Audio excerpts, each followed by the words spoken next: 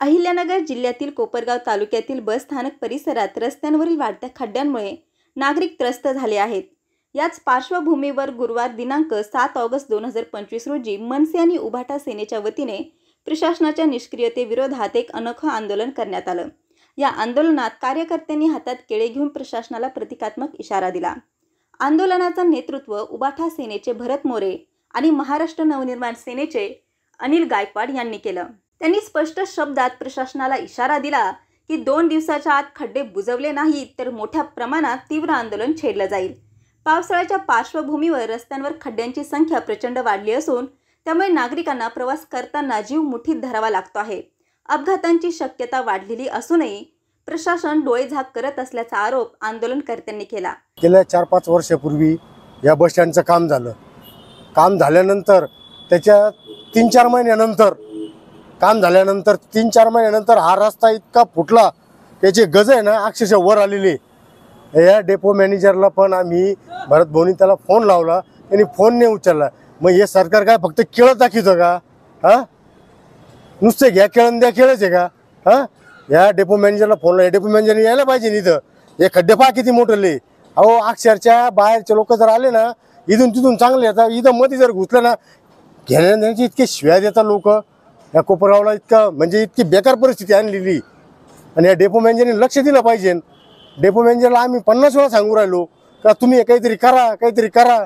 इथे सरकार सारखंच आहे। हे जसं ते प्रताप सरनाईक वागताना तसे हे खालचे लोक वागू राहिले। यांचे डेपो मॅनेजर हे फक्त केळं दाखवायलाय, घ्या केळं द्या केळं, त्याला बाकीचं काही घेणं देणं नाही। पण एकच सांगतो, जर का या बस स्टँडमधलं रस्त्याचं काम जर नाही झालं तर याच्यानंतरचे जे आंदोलन राहील, जे राहील ना ते कोणतं राहील हे डेपो मॅनेजरला माहिती। ते भयानक आंदोलन राहील। मग एकही बस आणि एकही काच दिसणार नाही तिची। जय हिंद, जय महाराष्ट्र। सर्वप्रथम मी या एसटी महामंडळ प्रशासन कोपरगाव आगाराचा सर्वप्रथम निषेध करतो। गेल्या 4 ते 5 वर्षापासून एसटी स्टँड परिसराचं काम झालं, एक तर ते चुकीच्या पद्धतीने झालं। कोपरगाव शहरामध्ये अतिक्रमण निघाल्यानंतर 900 ते 950 व्यापारी या ठिकाणी विस्थापित झाले। त्यांना प्रस्थापित करण्यासाठी जर नियोजनबद्ध केलं असतं, एसटी स्टँड परिसरात जर बांधकाम व्यवस्थित झालं असतं तर 400 ते 500 व्यापारी या ठिकाणी प्रस्थापित झाले असते। तिन्ही बाजूनी जर व्यवस्थित 10 बाय 12चे असतील, 8 बाय 10चे असतील, जर गाळे काढले असते, यात एसटी महामंडळ प्रशासनाचा महसूलही वाढला असता आणि जे विस्थापित झाले ते या ठिकाणी प्रस्थापित झाले असते। बाजारपेठ फुलली असती, बाजारपेठ वाढली असती। पण एसटी महामंडळ असेल, एसटी महामंडळाचं ही इमारत बांधताना कोणत्याही गावकऱ्याला, जो गावकरी कोपरगाव हिताचं बघतो, अशा कुठल्याही गावकऱ्याला विश्वासात न घेता एसटी महामंडळाने इमारतीचं काम केलं। काम झाल्यानंतर जर बघितलं, काम तर अतिशय निकृष्ट दर्जाचं झालंय। आमचे मित्र शिवसेनेचे समन्वयक मुन्नाभाई मनसुरी यांनी 2.5 ते 3 वर्ष फॉलोअप घेतलं। काम चालू असताना बीम घेताना काय मटेरियल टाकलं, कशा पद्धतीने निकृष्ट दर्जाचं काम केलं, सगळे फोटो व्हिडिओ त्यांनी मंत्रालयापर्यंत त्यांनी सगळे पत्रव्यवहार केलाय, हायकोर्टापर्यंत त्यांनी पत्रव्यवहार केलात। पण त्याला सुद्धा खऱ्या अर्थानं तिलांजली दिली, त्यांच्याकडे दुर्लक्ष केलं, निकृष्ट पद्धतीने काम चालू झालं। आज जर बघितलं तर हे रस्ते रोज कोपरगाव शहरातला नागरिक जीव मुठीत घेऊन चालतो।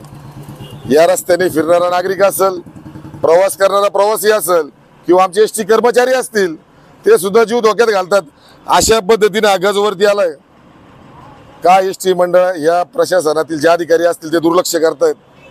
प्रतापजी सरनाईक, आपण तर या महाराष्ट्राशी गद्दारी केली, आपण ठाकरे कुटुंबाशी गद्दारी केली, आपण या मातोश्रीशी गद्दारी केली, शिवसेना भवनाशी गद्दारी केली। आज तुम्ही नागरिकांचा जीव घेतायत।